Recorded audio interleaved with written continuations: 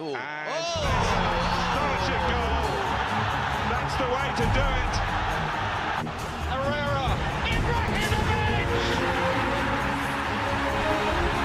With 3.5 minutes to play. Now Di Maria wants it back, gets it back. Fantastic. That's the luck of the bounce off Gaston Ramirez. Top try! What a day this is turning out to be for Manchester United. Mason Greenwood hits the spot. In he goes towards Muriel. What a save, David De Gea. Brilliant save.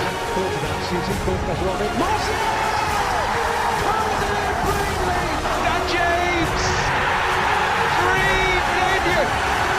Daniel James. Hello and welcome back to the United Devils podcast. This week we will be looking at part 2 of ranking the Manchester United players' season so far out of 10. And with me, I welcome back both Arian and Jake.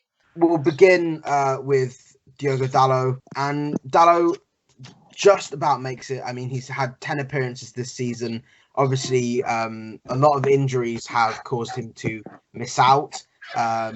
He was probably looking to push past Valencia and Young at the end of last season, especially after he helped inspire the Paris comeback by genuinely being ruined on that right-hand side even. So, I mean, the fact that he's only played 10 times this season is relatively disappointing. Jake, how would you rate his season as a whole?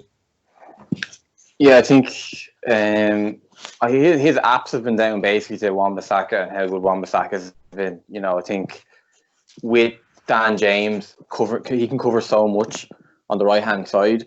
We haven't really needed Wan-Bissaka to go forward that much, you know.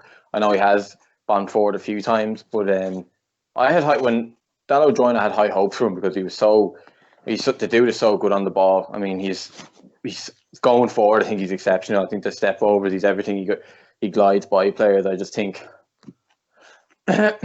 he was a Jose Mourinho signing, so it's difficult, you know.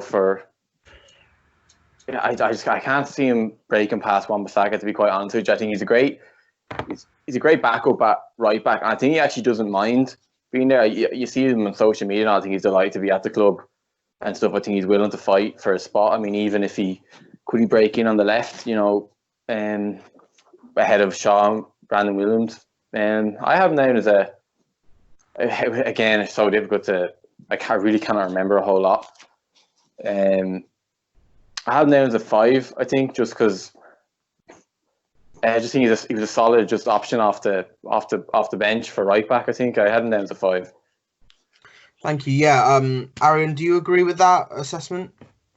Yeah, I think for me, I'm not fully sold on him, and I think with Wan-Bissaka and Shaw and Williams now, I think and even Ethan Laird kind of knocking on the door if he can stay healthy. I think he's at United at the wrong time for the stage of his career because he needs to keep playing. He needs games now at he's only 20, I think, or 21. Yeah. He needs to be playing and developing, and I don't think that being a backup is doing him a lot of good, especially with Wan-Bissaka not really getting injured. So that right-hand side is gone for probably the best part of the next decade if Wan-Bissaka stays healthy. So I think his only hope is to either be backup or to break through at left back, which I can't personally see either, because he just hasn't really been that convincing when he has played. And I see the talent. He's pretty good on the ball. He can take a man on. He can whip in a decent cross. But like I said, I just think it's the wrong time and the wrong place for him right now at this stage of his career. So I think if he wants to stay, I think the best option for him would be to go on loan, in my opinion, to a decent-sized club and just to keep playing. But I think at 5, it's fair because when he came back from injury, he was there. He was an option. He had a few decent games. He scored his first goal against Tranmere, which was nice. So, I don't think you can be too harsh on him. But I just think I'm not sure what his future holds for him at United. Thank you. Yeah, I do agree. I think there were reports of PSG wanting to pay 30 or 40 million for him, and I'm thinking I would take that. Take that. Yeah. You would, wouldn't you? For someone who's barely played, and not shown a lot of growth in being able to defend, which you pretty much don't have to do in France. So he fit in nicely. So can you imagine the stick that he would have gotten if that penalty thing didn't go to VAR at PSG for that absolutely outrageous shot he went to take? Yes. Yeah, that was some balls. I mean, That was going into Rose head. Yeah. I guess sort of he has put his name on in a little bit of United history there, I guess. But other than that, it hasn't been what he'd expected, and obviously the fitness thing is something that he needs to work on himself. But we'll have to see what the future holds for Dalot. There is someone who was not expected to play as many games this season, but has seriously, I think he's thrived this season. Is Daniel James. 37 appearances in his first season in the top flight of English football. He was supposed to be an off the bench super sub because we were supposed to actually sign more players, but of course incompetence has reared its ugly head again this summer, and Ed Woodward couldn't get another right winger in again. So Dan James has been playing on the right wing and has really done exceptionally well. I mean, he's got the most assists of any United player this season with 6. He's got 4 goals to his name, 3 in the first few games, and then finally scoring after 32 games against LASK. I mean, no one expects him to do as well as he did. No one expected him to play as much as he did. But would you say that he's been a successful and actually really good value for money signing, Aaron? Oh yeah, definitely. I think for what he was brought in initially, I think he was perfect, because I think he was definitely going to play in all the cup games and maybe be an impact sub and start here or there. But obviously circumstances made him play more than everybody would have liked. Like, I think I read somewhere that the agreement was that he would play 15 to 20 games this season in total, and he's already smashed that out of the park. So, but I think his pace is invaluable, especially in those kind of games like those City away games, both of them this season. He was immense because he was just getting the ball hoofed up and he was catching everything. So I think once he improves his end product, which he will because he's young, so once he gets those deliveries better and his finishing improves a little bit, which he has already shown glimpses of, like that goal against Southampton and Palace were beautiful finishes. So I think, especially at the price that we got him for the kind of quality that he showed in the championship. That was his first season in the championship, starting for Swansea too, and he was very good. So I think that was a bargain, and I think he has the potential to stay around this squad for a long time and be a very valuable asset.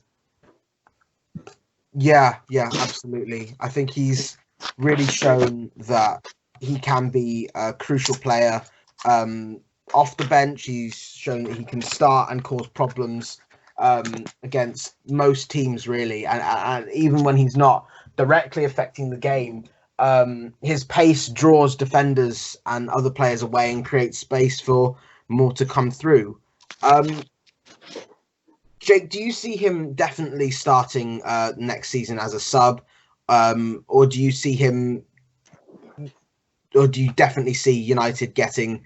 And do you see United definitely getting Jadon Sancho or someone like that, or do you see him potentially changing people's minds and making him start regularly next season? I think, Joe, if we go and we splash the cash that's been said about Jadon Sancho, I think he's obviously going to start on the right. I think, but Dan James is an absolute threat off the bench. I mean, the last thing you want with 20 minutes to go is a guy that quick. Like that. Arian said his pace is invaluable. Like, that's not a lot of guys come around there as quick as him, quick and nimble as him. He's in fear. Like Arian said it as well. He said that he brings people away because you're so fearful of him getting beyond you. Because you won't catch up with him. I think he definitely has I think he's so young. I think he's lots of room to improve. The end product obviously has to get better, but he definitely has a future at the club, regardless of who we sign. I think he's going to he'll get the cup games, some Europa League games. If hopefully we're out of Europa League next season, obviously. But I think. I mean, it depends on how the Sancho thing goes. I mean, like if we don't get Sancho, do we go for a different right winger? You know, or we don't know what's going on with the whole Sancho thing, Joe. It's all in there. But yeah, he definitely has a future at the club, I think, as a squad player. Yeah. Sorry, Aaron. Did you give him a rating? I'll do it now because I wanted to add what Jake was saying really quickly. I think the thing that impressed me with him the most is that his best games, I think, came against the big teams. Now that I was thinking about it while Jake was talking, I think Liverpool at home, he was quality. And he set up the goal, didn't he? Yeah, he did, yeah. And then all 3 of the City games, he was a nuisance. Like, he was pestering. He was playing on the right in those games, and he was pestering those left backs every single time. So, and I think in that home game that we had against him just before the break, he could have had a hat-trick or a hat-trick of assists if he just lifted his head up and made a better decision. So, yeah, I think even if he stays around and he's just an outlet for those big games like Lingard used to be a couple of seasons ago because he was just so good in those systems, he's going to be a very valuable asset. So I think for a first season, I think he did very well. So I'd give him a 7. Thank you. Yeah, Jake, would you agree with the 7? Yeah, I'd a 7 down as well. Excellent. Let's move swiftly on to our sub goalkeeper Sergio Romero, who again has just, managed to maintain his ridiculously good clean sheet to appearance ratio of 58 games and 38 clean sheets total. And this season he has only conceded once in the Europa League, and I believe twice in the other competitions he has played. He has played 14 times, none in the Premier League, obviously, but I'm pretty sure he's featured in all but 3 cup games, including the 2 legs of the Carabao Cup semi-final and the game against Astana. I mean, he's been sensational since he joined the club. But Jake, what would you give his rating for this season? Yeah, I mean, I have this guy down as like the best number 2 in the world, the best backup goalkeeper you can have, I think. I mean, he could easily come in, say we didn't have De Gea, he could come in and do a great job. I mean, his record of 38 clean sheets is, pretty ridiculous. Like, I don't worry when he goes in goal, honest to God. I mean, a lot of people at different clubs may worry when the number 2 set goes in. But I mean, I could have either or De Gea at the moment, just the way Romero is. I mean, I think he had a bit of a dodgy game against Wolves, I think. And but yeah, I mean, just a solid backup. I mean, I'd give him a 6 or a 7. I think it's because he isn't the main guy. He's coming in against the lesser teams, if you will, John, the Europa League and the cup games and stuff. So I'm down as a 6. Yeah, fair enough. Aaron, would you give him a 6 in that sense? I think I'd give him a 7 just for how reliable he is and for those ridiculous stats. Like, his clean sheet ratio to games played is just it's ridiculous. I can't find another word for it. And especially when you think about his beginning at United, when he was filling in for De Gea, when he had the move away speculation, and I thought he was really shaky. And especially that game against Swansea where Gomez scored twice, I think will never leave my mind. I think when I think of Romero, but yeah. So I think how he's improved and how his stats just completely plummeted forward since that shaky start. And yeah, he's by far the best number 2 in the world. So I think I'd give him a 7 just for his reliability, because we don't really have to worry about the goalkeeping situation ever. Yeah, I completely agree. He's just, I think we'll just go for 6.5 just so that we make it even. Let's just move on to the next player on the list. This is going to be an interesting one. It's Luke Shaw. Obviously had a slightly flip-floppy season in the sense that he got injured, then came back with Brandon Williams playing well, came into the lineup, then underperformed and actually came out of the team for Williams again, and then seemed to sort himself out and force his way back in. the left-sided centre-back of a back five, he seems to have made his own position. And then at times he has actually played at left-back as well, especially against Derby, where he scored a rare goal and actually played pretty well in attack and defence. Overall, though, what would you rate his season as, Arian? Well, I look at it in a way that I give him a lot of credit for bouncing back, because I think a lot of people were writing him off when Williams came through. And I think because Williams is an academy player and he really never really made mistakes, he came in and looked so reliable. And he also loves the tackle, which I think makes everybody just love a player that little bit more when they're just not afraid to get stuck in. So I think at one point it was kind of a given that Williams would retain the left back spot for the rest of the season. And so I give credit to him for his mentality to bounce back and to be able to win back that spot, and I think become a first choice left back. And I think maybe if there was ever any thoughts of going for a left back in the future transfer window, I think he may have stopped it because of his performances. Again, going back to my audition theme, that he kind of won himself maybe another season to prove that he can stay fit and perform at a certain level. And of course, his versatility to drop into that back three and be pretty much flawless and very good at distributing the ball and working with Williams as well on that left-hand side has been very impressive. So this is the closest that he's looked to the Luke Shaw of Louis van Gaal's first season, where he started tremendously and then broke his leg in that PSV game. So it's very good to see, because obviously when United were signing him, he was probably one of the best young left backs in the world. There was so much potential, so much hype around him, and it would be nice to see him reach those levels that he was at when he was a teenager at United. So I think overall, just because he was so shaky at the beginning, I think a 6.5 would be decent. But I think overall, on the grand scheme of the season and how he bounced back, I think a 7 would be fair too, because he was very solid and reliable after he broke back into the side. Thank you. Yeah. Well, I mean, he was one of those. He was one of the positions that we in the summer we were thinking about probably replacing, and one of our other writers, like Suraj, he said that position would be the one that would be exploited the most when Maguire and Wan-Bissaka were signed. Jake, do you think that it might be time to buy a new left back to add a bit more competition, or do you think it's okay? United will be fine with the two that we have currently? Yeah, I was big on getting because so much transfer attention has gone towards Sancho and Grealish and stuff. I was actually sort of thinking in the back of my head, like, could you imagine if we got like, a top quality left back and a centre back?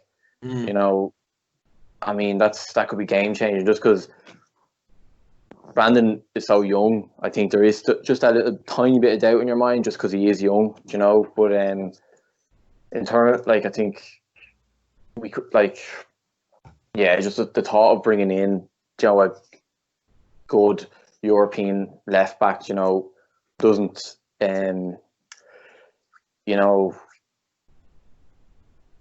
think, Brandon it's difficult because we all love Brandon. He's feisty, loves a tackle, he's great going forward. Do you remember he made that like 60 or 70 yard dash down the left wing to provide an option?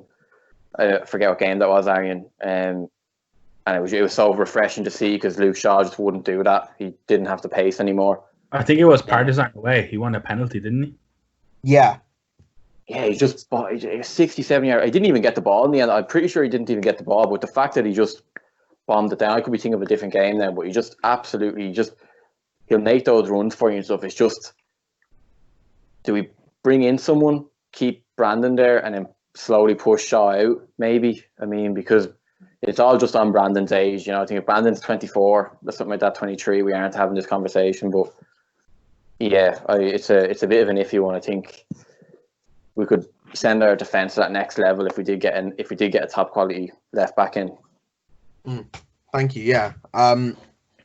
Obviously, there's going to be sort of there is obviously less money available, but hopefully United can try and find, see the weak links in their squad and make sure that they are kind of solved. So that, because obviously we are trying to build a title winning squad or a title competing squad at the first point.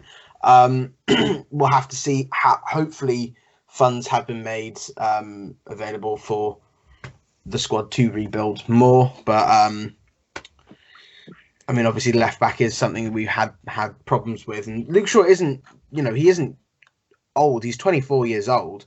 We'll just have to see if he can fight for his place and keep it up when the season resumes. We'll move straight on. We're going to skip past Tim Fosu-Mensah because he hasn't played this season, and go straight on to the loanee Odion Ighalo. 4 goals in 8 starts, I believe, and in 8 games total. And it's just impressive to see that he basically hit the ground running straight away, and the fans love him, the players love him, the manager loves him. And then it just seems that he's not going to be staying for much longer because Shanghai do want to keep him, and they are set on a 20 to 25 million pound transfer fee, and they are trying to offer him a 75 million pound contract. So, I mean, it is going to be difficult to see if United can keep him. But first, Aaron, he's only been here for a short time, but could you? I mean, what rating would you give him for the season? I mean, it's crazy. Like, it just makes me laugh a little bit because he just became an instant cult hero, didn't he? Like he, at first it was a little bit ridiculed and some people were against it and all that stuff. But I was kind of optimistic about it from the beginning because you knew exactly what role he was coming in to play. Like some people were acting like he's coming in to replace Martial straight away. I was like, no, he's coming in to play backup because Rashford got injured, and whenever he's been asked to play, he's been excellent. He brought that little bit of different I don't know the word. He changed up the game because he's so different from Martial. The way he plays, he's an old-fashioned number 9 that will hold up the ball. He's physical, and like the hold up against City that with the back heel into Fred which preceded McTominay's goal, and his finishing that goal against LASK was just sensational, close control and finish. And I think he's well capable of. And I think he's done enough to warrant himself like maybe like a 1-year deal just to play backup if United want to focus their attention on different positions, to strengthen it. Because like we said, Martial might be able to be the front man and lead the line next season if he can stay healthy. So I think having somebody like Ighalo and then Greenwood as well as backup would be enough. But yeah, obviously the talks of... I've been seeing the past couple of days that I think Shanghai are more willing now to let him stay. And I think that he can't actually go back there until October because they're not letting people back into the country or something like that because of the virus. Yeah. There has been something. So maybe he will get that extended until maybe next January or something like that. But in terms of what he's done this season, like whenever he's played, it's been a joy to watch. And it just makes you happy when he scores because it means so much to him. And he's such a big United fan. With all of those interviews and stuff like that, it's just you love to see players with that kind of mentality come to the club and succeed. So, I mean, yeah, we're obviously similarly to Bruno. We have a very limited sample size, but I think he's comfortably a 7 or a 7.5 because he just hasn't really done anything wrong. He's contributed in positives. Yeah, absolutely. So, sorry, the rating you'd give him would be? I give him a 7. 7. Okay. Jake, would you agree with a 7? Would you say that's fair? Yeah, I had a 7 down too. I think it's funny Aaron said he was optimistic when we got him as well. I actually genuinely was. I can't help but get excited when we sign someone just because you don't know what's going to happen. And I think he just provides something a lot different, like just the hold with that old-fashioned give the ball into me and I'll sit back on the defender and take the ball into my feet and then pass it off. I actually he's great footwork as well. I think he's very quick feet in tight spaces, so he can take the ball in and let it off, or he can hold on to it for a bit and then let it off. And the back heel against City was quality. I think that's my favourite moment of his at United. I mean, we all love someone who loves the club as much as he does. A lot like when someone usually signs, they talk a load of rubbish about how this has been their dream and stuff, but it was genuinely his.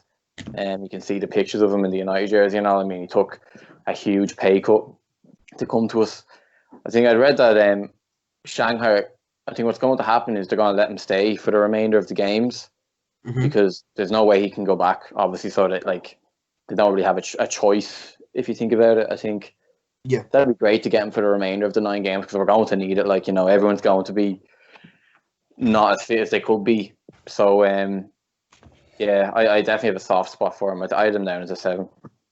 Thank you. Yeah, I can't say that. I mean, it's just whenever I see him play, I just think, oh, he just loves to be here, and he's actually doing something. And whenever against Man City, when he held that ball up and played it to Fred, I mean, I think the whole crowd literally went up an octave just because he managed to, you know, do a quick back heel to Fred, and then obviously we score from it, which is it means even better.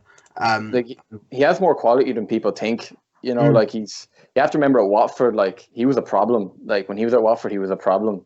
And so when we signed him, that's what I was thinking about, you know. And I mean, he shows he has that the 6-yard box instinct and stuff to get in there and all. He has things that other lads don't have on the team. So, I mean, I'd be delighted if he stayed, even for the remainder of the 9 games.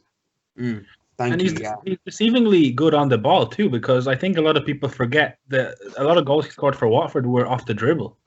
So he's a very versatile forward, but he can really provide that physicality that I think we were missing before he came.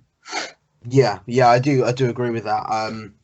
We'll just have to see what happens really, because the transfer Shanghai and United are still in talks. We'll just have to see if he does manage to stay, if he does sign that deal. I mean, there is honestly there is a lot of doubt on the deal, but he might actually stay till January anyway. We'll have to see how that goes.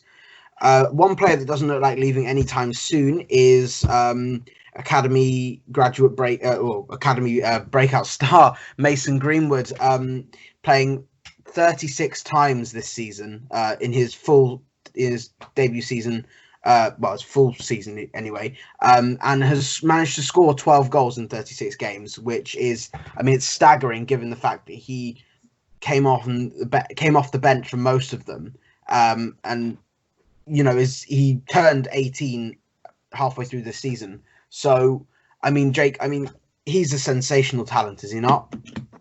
Yeah, I think he's no joke, and I think it's really strange to see when he's running with the ball. I know, like, the comparisons with Van Persie, and he genuinely has. I mean, it's weird. You know, he has the same movement, the way he strikes the ball and stuff. I mean, was that goal against Watford at home, straight into the left top corner. Like, it's just ridiculous how accurate he is. And then, like, they haven't been easy goals, some of them. Like, I mean, I think he's 12 goals, 4 assists, I think is what he has. I think he's not just a finisher. Like, he's great on the ball. He can run with it. I think he can even play on the right, Joe, sort of out there to do that role, the right wing striker role. I think he's a born finisher. You know, like, he's just, I can't believe every time he scores a goal, they're like, you know how young he was. Like, he was 17 when he was scoring half these goals, and he's physically he's grown. Like, he's a big guy for a young kid. Like, you know, for 18 years old, he's able to hang with the Premier League players. Yeah, it's difficult not to get excited about a young player coming through. We all, especially United fans, we love seeing academy players come up and do what they do. You know, I mean, it's weird. It's sort of like you don't really have to, like, think about being excited about, as a United fan, thinking about being excited about a young player coming up, sort of like engraved in you, you know, just because of the whole '92 team and stuff. And yeah, I had this guy down as an 8, I think, just because of how young he is. And even rival fans, I have some Liverpool friends who were saying, like, this guy looks the deal, you know, especially because he came off the bench for most of those goals. I mean, yeah, I had him down as an 8. Yeah, that's totally fair. I mean, Aaron, do you think that's a fair assessment? Yeah, I mean, I think if somebody told us before the season that he's going to score 12, we would have been like, yeah, okay. Like, I think we would have been satisfied if he scored like 5 while coming off some cameos off the bench, because I don't think we thought he would play that much either, to be honest. But even though he's played a lot, like we said, it's like you have to take into consideration the amount of those games that are off the bench. So he's really working with a limited amount of time. and he's making an impact pretty much every time he plays, which is something unheard of for an 18-year-old. Like, you never see those players. Like, look at Phil Foden. He's been so highly rated for the past 3 years, but he can't break into. He can't get regular games, even though he's undeniably very talented. But so it's I guess the circumstance that United helped him, the fact that it's a rebuild and the depth wasn't great, but it's just, you have to, when you get the opportunity, you have to take it. And he's brought that little bit of excitement to the team, because every time he plays, I feel like the atmosphere goes up a notch, because people want to see him succeed, because he's just such a sensational talent. And just to think that he's still only 18, and how he played this season, and the potential of him next season, while he has now he won't have a summer to work out and put on and hit the weights, but over the next few years, you wouldn't expect him to start really hitting the highest of highs of his capabilities in the league until he's probably like 20, 21. So it's scary to think about how good he can be based off what we have seen just this season. And he's been trusted with starting some big games, like that Everton game away and Tottenham at home on Jose's return. So all he has faith in him, obviously, but I think the way that he's handled his transition has just been phenomenal. I don't think it could have been done any better. He's been getting games here and there, not putting too much pressure on him, and just let him play his game, and it's paid off. And he's chipped in with some really big goals this season too. So I think an 8 is fair, because for a debut season, if he doesn't score another goal this season, that's still fantastic. Thank you. Yeah. I mean, he's just been exciting to watch at points, and whenever you just see him cut in on his left, you just think, is he gonna score really? But I mean, one player. I mean, he only made his debut few months into Ollie's reign. He's played 4 times last season, but I think he only started 1, which, I mean, is exceptional, really, to go from there to then having a preseason where he did very well, and then to be as sort of important as he was, as he is this season. And it will be, you can only get better with age, really.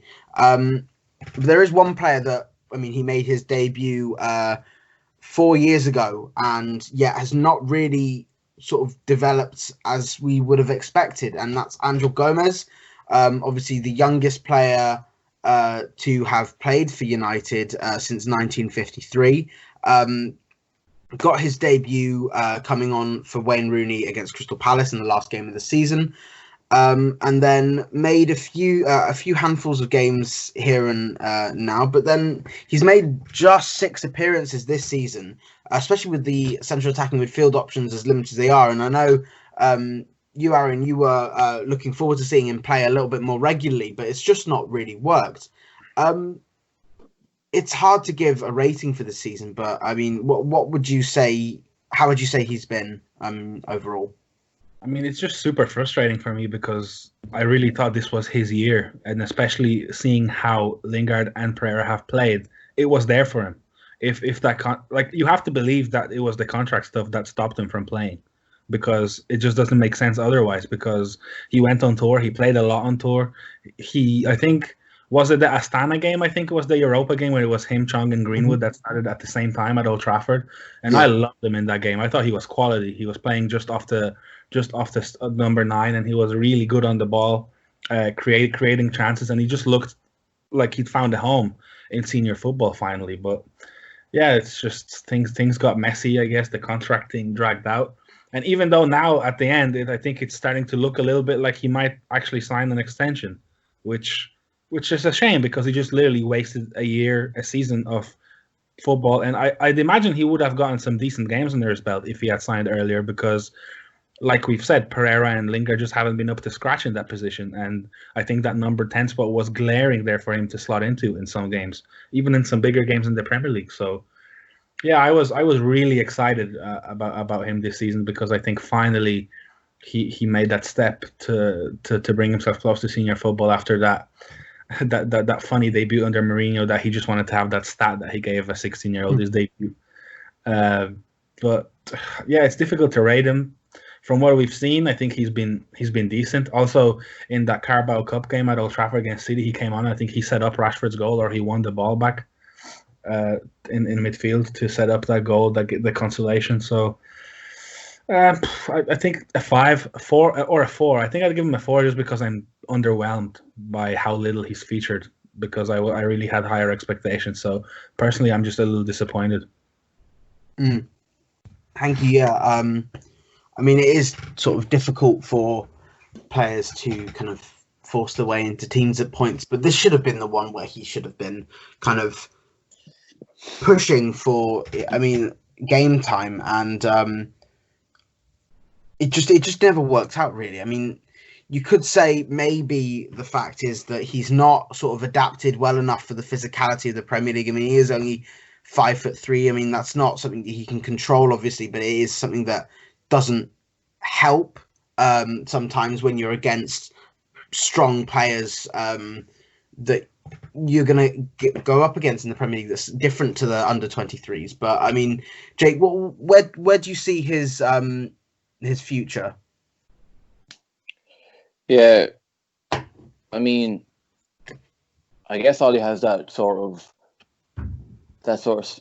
Sir Alex attitude where, all right, fine, you don't want to sign your contract, grand, we won't be playing you, because I mean, I don't think a guy as young as he should be demanding money or anything. I mean, that's my opinion. Should be privileged to be at a club this big, and I think he definitely would have gotten a lot more game time had he signed the contract. I think just as we were talking, I was hoping that like it's nothing to do with his height and stuff, because that is it's a worry of mine as well. I mean, I think it's hard to get away from it. Obviously, he's such a good footballer, but it's just Premier League is full of big guys. I hope he's given his chance to show his ability, like, and it's not thrown away because he's a short guy or whatever. I think it's with the ability he has. I think it doesn't matter his height. Mm-hmm. I just hope he's just in the Sancho deal. We were talking about Greenwood there, and I was just going. I was like, I hope we don't, get desperate and give away one of our young stars. I heard they're interested in somewhat of a swap with Gomez, obviously money included. Mm-hmm. I mean, you would have to take that, wouldn't you, though, if it was Gomez and money for Sancho, because Sancho is so proven. I think, I actually had him as a 4 as well. I know me and Arian seem to have similar thoughts on a lot of these players, the ratings. Because I actually done out a sheet last night with my ratings. So I done a bit of study and had him down as a 4. I mean, yeah, it was his season though, wasn't it? I mean, especially with Lingard and Pereira, I mean, I definitely thought he'd come through. But I mean, if he was acting around, around his contract and stuff, and I mean, yeah, I just hope it all gets flattened out. No beef between anyone. He just signs a contract and comes in and does a job for us.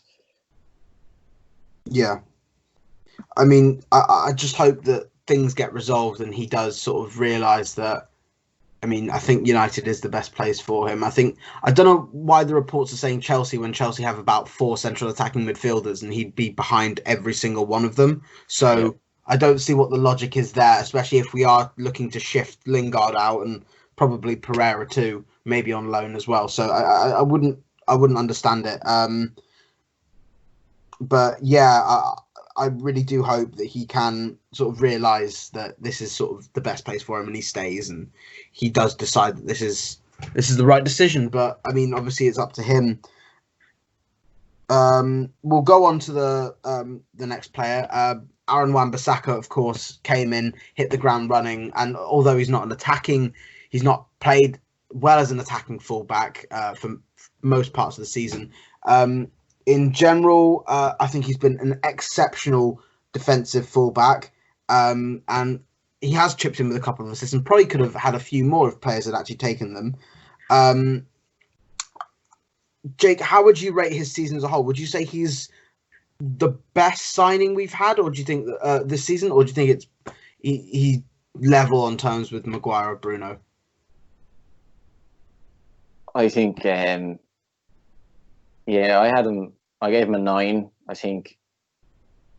Do you remember when he was signing everyone? We all heard this thing about the spider. He was the spider and stuff. I mean, so many times I'm watching the game and he makes a tackle. You think someone's gone by him and then whoop, just slides his leg in and nicks the ball away. I mean, it's ridiculous. Like his tackling, really. I mean that honestly. I mean, he shut down Raheem Sterling so often. I mean, when you have Jamie Carragher on Sky Sports saying he's the best defensive right back in the world, you know, I mean, it's hard to see who goes by him. Like, who actually goes by him when he's that quick and he just wraps his legs around you.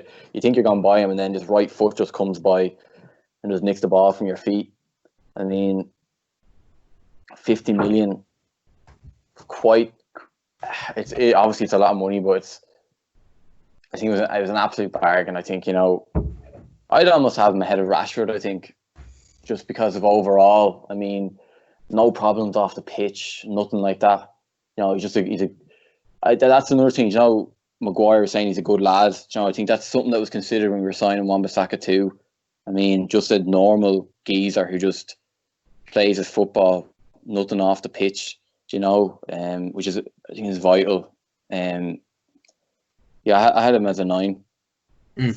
Thank you. Yeah, Aaron, do you agree with that? Or I was watching a video the other day of Rashford naming his top 10 essentials that he carries around with him, and somebody in the comments underneath said that Wan-Bissaka's would be Raheem Sterling would be one of them, which I thought was pretty funny and I think accurate, because like especially in the big games, you don't go into big games anymore worrying about the other team's best player if they're a winger, because you know that he has them covered. And more often than not, in those big games or any games, the teams that we're playing against are swapping their best players, so they don't have to go down Wan-Bissaka's side. Yeah. Kind of shows you how other teams and other players respect him, because, like Jake said, you can beat him in a like a 1v1 skip past him, but you're not getting away from him. Like he will get back. So that's just the crazy thing. Like he's so agile and he's so determined. He never gives up, and his tackling rate as well. Like he rarely ever gives fouls away, which you'd expect him to maybe give away a few more penalties and stuff at the rate that he slides in. But he just has that down to a T. He's so clinical at it. And I think in terms of overall, I think he might be the best signing of last summer, just in terms of overall impact and just how pretty much mistake free he has been all season. He's never really dropped below like a 7 or 8 out of 10 every game. It's just exactly what you want. And as of late, he's really improved his going forward game too, with chipping in with some more assists. And when he put Willian with that double chop at Chelsea to set up Martial, that was quality. And it kind of shows, because he used to be a winger, so I think it shows that it is in him. He can become a two-way defender at one point, and I think he will. And I really think we have one of the best right backs in the world on our hands already, and for years to come. So I agree. I had him as I had Rashford as my player of the year, but I also gave Wan-Bissaka a 9, because I've just been so impressed with how he took this move to a huge club in this stride and just became an invaluable piece of this football club going forward. Thank you. Yeah. I can't fault anything there. I mean, he's been sensational coming in, and I think, you know, just the fact is that we haven't addressed the right back problem properly, probably since Gary Neville. I mean, I think Raphael came in. He was okay. He looked like he was going to build a place, and then he got wiped off the face of the earth basically by Van Gaal. We then had Valencia, who did a good job. I can't deny that. And then he left because I actually don't know why he just went back to Ecuador halfway through the season, which is odd for any club captain to do. And then we had Ashley Young, which, I mean, we've already gone through Ashley Young. And then Dallow's never kind of shown he can start regularly. So it's amazing to have this player just come in and be so important and have such an instant impact as he did. I just think that he's just going to get better and better, and his attacking ability will also just improve as he gets on. So we have someone at the start of their United career. We have someone who's who's an experienced player in the United side. He's made 109 appearances for them in the 3 years he's played. Nemanja Matic is next on the list, and we were all expecting Matic to have left by January, either going to Inter Milan or Tottenham, especially when Mourinho came in. But he didn't, and I'm glad he didn't, really, after saying he's probably finished at the end of last season. But he's come back when McTominay was injured and put in a lot of quality into that midfield defensively. And so, as a sort of a general statement, Jake, how would you rate his season? Yeah, I was a lot like you. Like, just going off of last season, I think I found him so frustrating. He's just taken an eternity on the ball, and it was so frustrating. But when he came back, you think about what he done for us when he came back, when he was asked to come in. I mean, very professional about it. He broke up attacks, interceptions. I actually thought he was pretty vital, to be quite honest with you. I think I actually had him as a full starting player, Joe, with Fred, just on that left side of midfield. I gave him a 6. I think it's fair enough. I think, he was so vital, wasn't he, when he came in? I actually became pretty dependent on him, just because. Did he come in when McTominay got injured? Yes. Yeah. Yeah. Because obviously McTominay was sort of doing that similar role, and then McTominay got injured, and then Matic came out. I was so surprised at how well he done. I mean, I thought he was big in the City games, scoring the goal, actually, didn't he, in the away game in the semi-final? Yeah, it's been a weird season for Matic. I mean, because I had so much frustration towards him, and I know Arian did too. I gave him a 6. Thank you. Yeah, Arian, would you disagree? No, not at all, because I think so. All three of us shared the same thing, that we thought he might be next to get shipped out, because he was just, the word to describe him is frustrating, because he has the ability, like, he's technically sound, even though he's very heavily one-footed, but I just feel like he takes way too much time in a system, especially in a team that needs to be sharp, and a system that's very counter-attacking based, especially in the big games.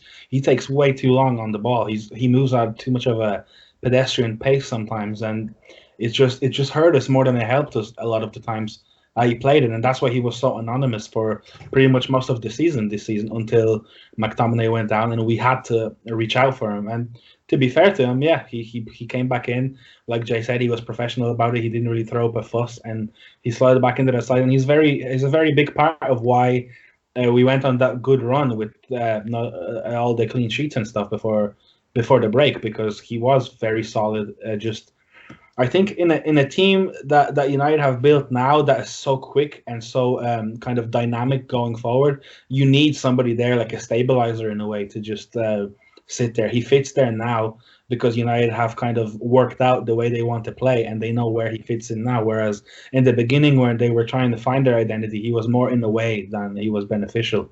Whereas now I feel like he can be used and he can be an asset in certain games, and he's definitely showed that. I don't think he's finished yet, even though I thought he was before, but he's proved a lot of people wrong, and me included. So I think 6 would be fair, because he just hasn't played that much. But when he did play, he hasn't really let us down since the turn of the calendar. So I think, especially as a squad player at his age with his experience, if he wants to stay but not be first choice, I wouldn't be mad about it. Thank you. Yeah, it's always, it's up to the player to see what they want, and I think he's said at the start of the season he understands why he was benched and why he's not playing, but it's up to Solskjaer if he thinks it's a mistake, and it's up to him to prove him wrong. So I think he's being a very good professional about it. He didn't decide to strop out and say I'll leave on a free. He signed his new deal. He's happy to keep competing and keep trying to force his way back in, and we'll see how it goes. That might obviously hinder the next player on this list, James Garner, who of course broke into the team this season. Broke into the team last season, actually, against Crystal Palace, I believe.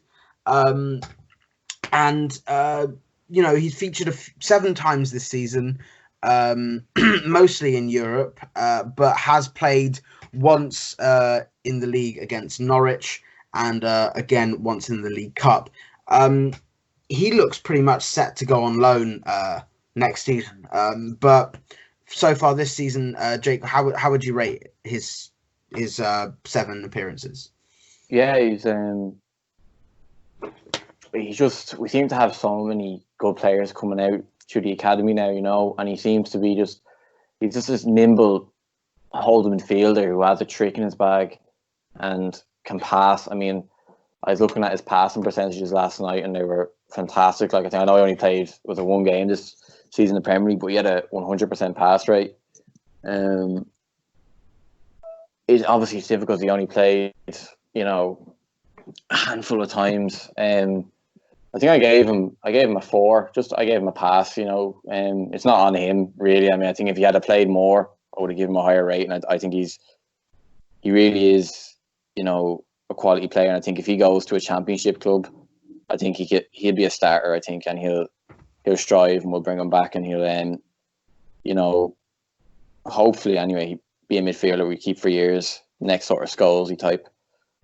Yeah, I had a 4 for him. Yeah, thank you. Aaron, would you agree with a 4? Yeah, and like Jake said, exactly.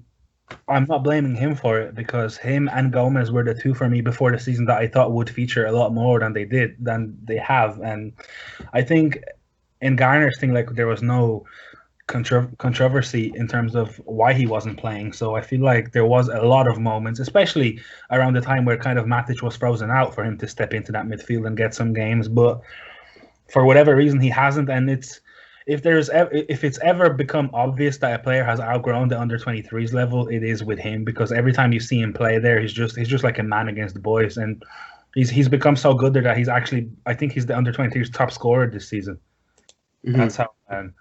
That's how just comfortable he feels there, that he ventures forward even though he plays quite a deep role for them. So yeah, and like Jake said, his passing range and everything, and I love, he tackles as well. He's kind of like an all-around complete central midfielder that you want. And yeah, I think it's inevitable that he's going to go out on loan, and if he goes to like a decent, or actually any championship side for that matter, as long as he's playing week in, week out, that's just invaluable. That's what he needs. He needs a full season of senior football under his belt to keep developing and see how he fares at a level that championship is. It's still a pretty high, respectable level, and I think he needs 1 year to break himself in before he can come back in and challenge for a place in the side. Maybe not straight away at first 11, but definitely to be with that in that extended squad that will get quite some minutes moving forward. But yeah, no, I think his talent is a lot of. I think Fred tipped him as the one academy player he thinks will be the most successful as a footballer in their whole career. So I think that says a lot from somebody that's training with him regularly. So I think 4 or 5, because it's just disappointing, again, underwhelming that he hasn't played as much as I would have hoped for, but not his fault by any means.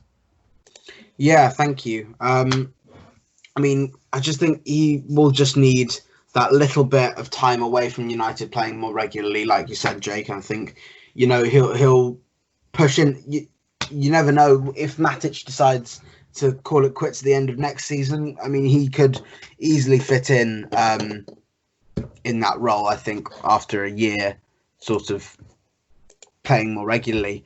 Someone who did play more regularly a league below on loan last season was Axel Tuanzebe, and then hoped to feature more regularly for Manchester United this season, but injuries have forced him to only make 10 appearances.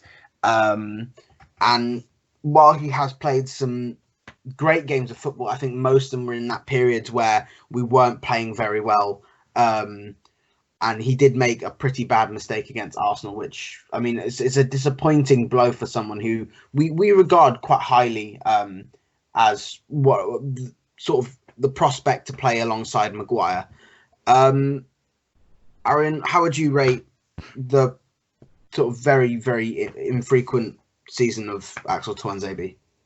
I think he's the one that I'm not disappointed but upset about the most, because I really thought, again, this was his year, and I strongly believe that if he stayed fit, he would have been first choice by now, partnering Maguire, because he was breaking through and playing very solid, and he captained United in that game against Rochdale too, and was very good, while Lindelof was struggling. There, he had that slippery spell towards the end of the year, and he just picked up that injury that I still to this day don't know what it was, and it's just kept him out since what, I think December. I think that was the last time he played in the Carabao Cup game, and we haven't seen him since. And it's so disappointing because, kind of touching on to what you guys both said earlier about Bailly, how he complements, I think, Maguire. I think Tuanzebe has the potential to be a better version of Bailly in a couple of years, or maybe he already is, because he's rapid and he's very good on the ball and he's very physical too. So I think he would be a perfect partner for Maguire. And again, like I said, I feel like if he'd stayed fit, he would be first choice already at this point in the season, because I really thought he showed enough. And even when he had to play at left back, he looked very good, apart from that one mistake, which I guess it happened to our captain in the Champions League quarterfinal. So it can happen to a young player in his first proper season. You can't really fault him too much for that, but. Yeah, he's back in training now. I'm presuming he's fully fit, so maybe we will see him now when Premier League resumes, getting some games. Well, definitely, because if the games are going to be every 3 days, there will be heavy rotation. So I'm really looking forward to seeing him play again, because I really do feel that he's the kind of player that also complements Maguire a lot, and I just hope he can stay healthy, because I know that he had quite a few injury problems at Villa too last season. So I hope that doesn't become an issue that kind of stagnates his career, because he has the potential to be a fantastic player. And a lot of people tip him to be maybe a future United captain one day, which I guess also tells you a lot about his character as a young footballer. So I'll give him a 5, because when he's played, he's been good, but it's just disappointing that he hasn't played more often. Yeah, I agree with that. Jake, do you agree with a 5? Yeah, I think we all thought he'd come in, and especially because of how he was at Villa. I mean, the Villa fans absolutely love him. I've seen the posts, the comments under his posts on Instagram and stuff, and it's loads of Villa fans, who wanted him back and all that stuff. And I mean,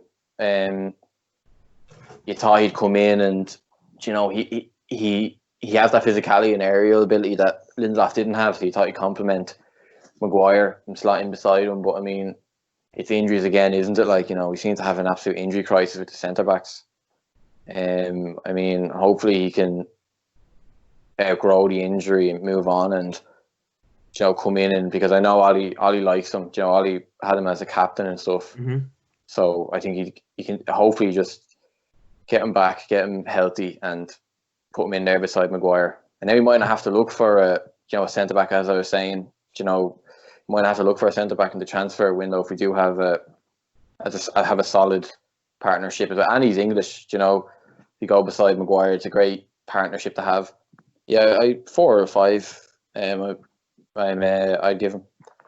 Yeah, thank you. Hopefully, I mean, we'll see how he turns out next season, really, and see if he can push Lindelof and Bailly with the last 9 games to go. We'll have to see how things turn out.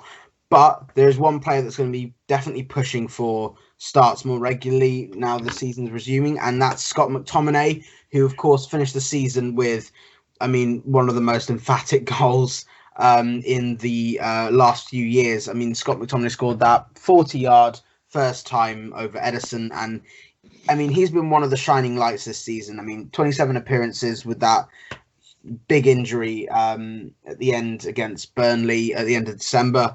And it took him out of some crucial games I think we probably would have won if he and Rashford were fit, let alone if we were thinking about Pogba and Bruno being there throughout January. But, I mean, McTominay is such an important player at the start of the season, and he just kept going. He's not the most talented, he's not the most technically gifted, but he just gives his all, and he's the engine in the midfield, and he just makes the team tick, really. And I think and this season he's personified that, and he's actually been he's actually scored 5 goals this season, which for someone who's basically been playing as an anchor for most of the season is exceptional. Jake, how would you rate his season as a whole? Yeah, I think we all absolutely love McTominay, don't we? And that goal against City, man, that was, euphoria, wasn't it? Like, yeah, he's just.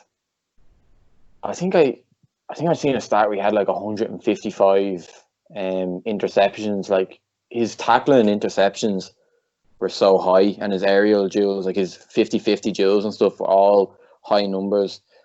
I think I think he was vital this season. I think we're unfortunate that he got injured. I just worry now if we're going to play a 3 in midfield and Pogba's back, where does he go? Do you know, sort of way? Because we're probably going to play Fred in the whole midfield, and then Bruno and Pogba just ahead of him. Is what I see us playing anyway. I think. So yeah, I'd 7 for him. I think just because he got injured. I mean, he was always a 7 or an 8, wasn't he? Every game, And I also think his passing is underappreciated. I think is the word, not underrated. I think he always looks. My older brother pointed out to me, and he always looks to pass the ball forward, like his passing into the line. He's a bit sort of like a Roy Keane. So he's not like the most talented or flashy, but he passes the ball forward. I think is really important. I think for all our midfielders, I think he's stripping the ball into the strikers, something that we weren't doing. And I think Ollie's definitely, had a focus on that. You see a lot of Fred as well. He's passing the ball into the strikers, into feet, forward thinking. And whereas I know Arian frustrated you. Remember McTominay would just pass the ball sideways and backwards before Ollie came in. Yeah, his beginnings really did not seem like he would get to where he is right now, because, like you said, everybody just loves him now because he's just he's like an Energizer bunny in the middle there, just on his own in the engine room, and he's been a 7 or an 8 every single time he plays. He doesn't make many mistakes. He wins his duels, and like the thing I've noticed that too, that they're not shy to pass forward anymore. And if you make a mistake, it's okay, just press and win the ball back. But you have to want to play the ball forward instead of passing it sideways aimlessly, because you're not going to get anywhere like that. Like we saw for two full seasons under Van Gaal, we had 90% ball possession and we weren't losing games, but we weren't winning sideways. Either. Sideways. Because, you just don't pass forward. You don't create the chances. You don't create the openings. Yeah, absolutely. I mean, he just sort of decided, you know what I'm going to do? I'm just going to move the ball forward and just keep it going, and just refuse to play it backwards unless he genuinely had to. And it was, it just got everyone excited, which is, I mean, it's a bit sad that we got excited at someone playing the ball forward, but it sort of shows that what level we were at points beforehand. So, I mean, I'm all for it. I'm just going to hope he keeps going, and just let's see how high his ceiling is. I mean, the next player, obviously, we're looking for his ceiling, but we don't even know what his general level is yet. I mean, it's Taith Chong. 11 appearances this season, and none of them have been remotely exciting at all. I mean, he got an assist in his last 2 European games, but I mean, whoopee-doo. Aaron, do you want to assess Taith Chong a little bit, because I'm struggling? He's one of those that's very frustrating to watch, because you can tell he has talent, and he has a very nice left foot, and he's quick, but something just hasn't clicked for him yet in senior football. And I think it's kind of similar to what's happening to Pereira, that maybe he just freezes a little bit when he has to play senior football. His decision making isn't great, and I think he tries too much sometimes. And I remember thinking in preseason he came on against Leeds, or maybe he started, I can't remember, but he looked very good. He was taking players on, and I thought, wow, maybe this is his season. But yeah, no, it turned out not to be. And it's just it's frustrating, because he's obviously, like I said, he's undeniably talented, but I just don't think he's for right now. I think, well, he just signed a new contract because him and Gomez were in the same boat kind of thing, and I think he was just less problematic about it, and that's why he kind of kept playing and notched up a few more games. And I think he's too talented to just give up on him, and just to sell him, because I think he could be one of those that goes to a different club and plays well, because I think he has the tools. So I think a loan move to a side that's decent, like not to a weak league, but to a respectable league, maybe even Germany, so he can get those reps in and just get used to senior football, because every time he goes back to the 23s, he's the best player on the pitch. So he's clearly, similarly to Garner, he can't be playing any more reserves football. He needs senior football, and I think especially with the rumors of Sancho, and like United are inevitably going to sign a wide man in the summer, whether it's Sancho or whoever. So I think Chong, his best option might be a loan move. But assessing this season, like you said, whenever he's played, he hasn't really done much. He hasn't sold us. You don't really get that hype that we do for all academy players when he comes on, which is a shame, but it's kind of caused by his lack of that spark that Greenwood does have, or that Gomez has shown that he can bring. So I think a 4 would be a fair one for him, because he just hasn't really contributed when it mattered. Yeah, like you said, the Europa games, when he's been getting those assists, I think those games were already done and dusted too. So they're kind of even more meaningless, unfortunately. So I think a 4 would be fair. Yeah, thank you. Jake, would you agree with the 4? Yeah, I would. I think this is going to sound ridiculous now, but I don't know how he plays football with that head of hair. And I was so happy to see him change his hairstyle. He posted yesterday or the day before, I think it was, he has it up in a bun. I just think, honestly, I know that might sound so stupid, but I just looking at him running with that big mop on his head, and just do something, it must have been affecting something like aerodynamics or something. It may sound ridiculous, but honestly, I think that dude had just a big mushroom on his head. I just couldn't that's obviously not my main point. He's other things. I think he's too one-footed. I think he needs to work on his right foot a lot, because I was actually also fearful of him going to Inter Milan. I thought that would have been a mistake. I think he has was that Arjen said he's the best player in the academy, and I kept up with him in the academy, because when he came to us, he had a bit of a, he had a name for himself, a positive name, how good he was. And so I kept up with him, and he was too good for that level. And I think bringing it back to Sancho, I think we do have a few, options, don't we, if we want to do a swap deal or something that could sound, but they do love a young, talented footballer they bring in and produce. And he could be, part of some sort of deal, maybe, and that could benefit us if we do get Sancho again, because he's a proven talent. We have lots of talents that aren't senior football proven yet, but I'd give him a 4. I think just cut the hair and work on the right foot, I think. Yeah, fair enough. We'll have to see how he turns out. I think it might be a good plan for him to go on loan and see if he can get more regular time at more senior appearances, really.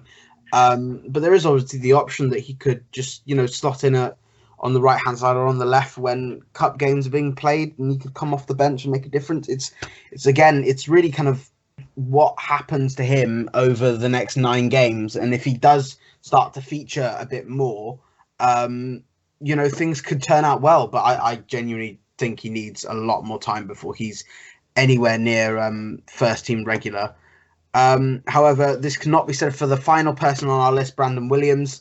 26 appearances this season, and he's played on the left, on the right, as a wing back. This guy looks like the real deal, and he looks like United's next left back for the next 10 years or so. Aaron, how would you rank him as a whole?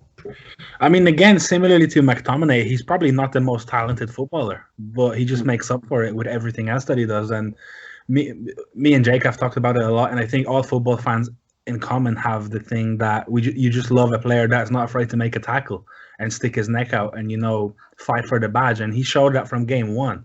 And that time he shoved Hudson-Odoi into the stands and stuff. I know it's some people may look down on that a little bit, but it's that kind of little bit of grit, that you need, that it can lift a team when you throw in that kind of a tackle.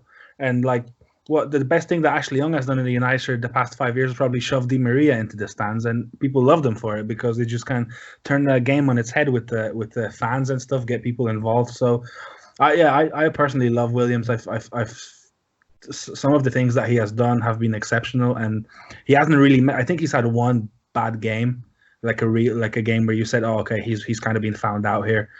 And that's it really. So I think he's been very reliable coming in he came in as an 18-year-old and slotted in there, and he started in a lot of big games too. He started against City, he started against Chelsea away twice, I'm pretty sure, when we were utilizing that three at the back with wing backs. So he's also shown some versatility, and yeah, like you said, if he continues developing and stays on his level headed on his feet, there is no reason why he can't become first choice in the next season or two, because he's certainly got the ability for it. And I love his in-game IQ as well. I think his maybe not being the most talented and flary footballer, it makes up for it with his football brain, because he sees spaces, he sees passes. He's not afraid to keep the ball low, pass it back to his center back or pass it forward. And I just love that penalty that he won against Partizan in the Europa League, where he just made that dash for like 50 yards because he saw all the space in the world there. And he got picked out, and he won a penalty in the end. And I just think that that kind of describes him as a player, fearless defender, and he can contribute going forward too. And that finish against Sheffield was beautiful as well. That half volley that just dropped him away. So I think I'd give him a 7.5 because I can't really fault him. Like I said, I think from off the top of my head, I know one bad game that you might have been able to give him like a lower rating, but other than that, he's been very consistent, 7s and 8s, and he's never really let us down. So I'm looking forward to see how he progresses and continues his development, because he's still a teenager. Let's not forget. Yeah, thank you. Yeah, I can't say that he's not. You know, he's never really put out less than a 7 out of 10, pretty much, except for one game, which I think was the Villa game, if I'm not mistaken. But Jake, would you agree with Aaron's rating?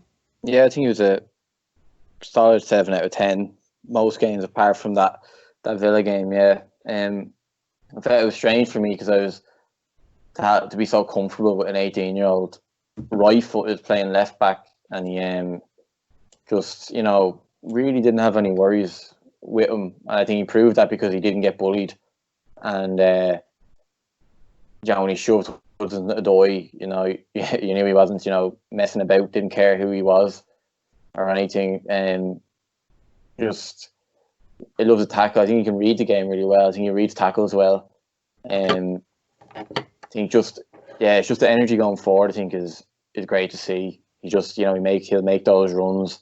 It doesn't bother him. I think that's what Shaw lacks. I think he's just making the sacrificial run, if you will, or providing that long option down the wing. And 7 out of 10 is I'd give him that. Yeah. Thank you. Yeah, and I mean that concludes our list of players, but I think we should briefly just go on about the manager and probably rank his season. So Jake, how would you rank Solskjaer's season as a whole? Yeah.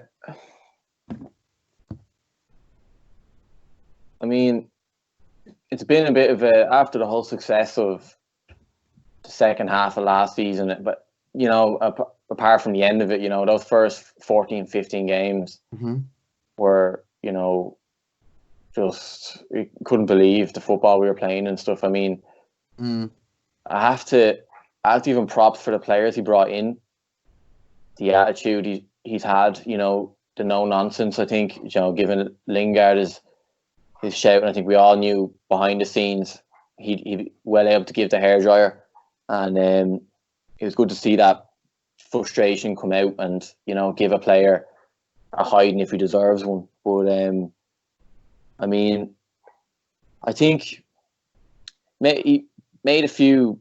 His substitutions were a bit bad at times, I have to say. I think just going off the top of my head, I think he waited too long, the wrong players at times, wrong positions. I mean, we should be in the top 4. I think that's frustrating again that we didn't learn from last season to capitalise on opportunities like, that Chelsea are giving us all the time. So I'd give him a 6. I think just it's as a whole, I think it's difficult to go above that because just counting in that we aren't in the top 4, I think is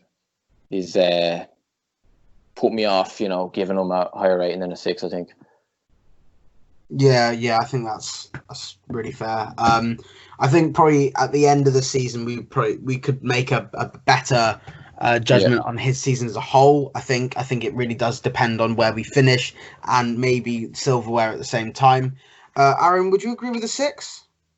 I think I'd be a little bit more generous just on the overall thing, because assessing everything that he's done and the shape that this football club is in now compared to what it was when Mourinho was leaving, I feel like it's night and day, even though maybe it hasn't been quite as much mirrored on in the table and stuff. But it just feels like the feel factor around the club is just different. There's different aura about United again, which we haven't.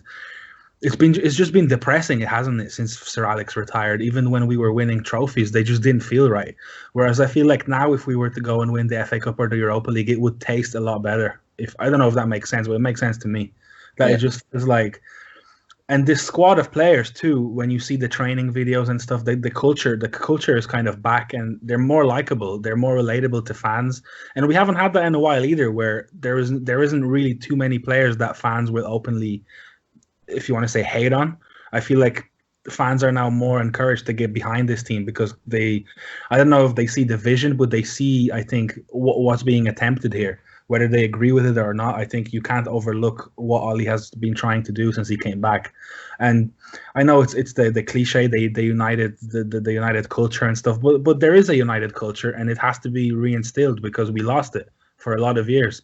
After Sir Alex came back, we completely went away from it, and nobody's going to be a Sir Alex again. But the foundations and the mentality and all that stuff, that can be reinstilled in players by people like Ollie, who have been under him for a lot of years and know what it was like. So I think he has the respect of the players. I think that's quite evident, and he's shown in the big games that he's not a rookie. He knows his way around how to approach games tactically. And I do agree, his biggest flaw, I think, has been the substitutions, and sometimes in-game management can be improved upon. And he hasn't been faultless in United not being in the top 4, and that is disappointing. But I just feel like there are going to be inconsistencies with a rebuilding squad and with such a young squad too. And I think they've shown, especially in that final stretch before this break, what they are capable of, and I think what the bigger picture is.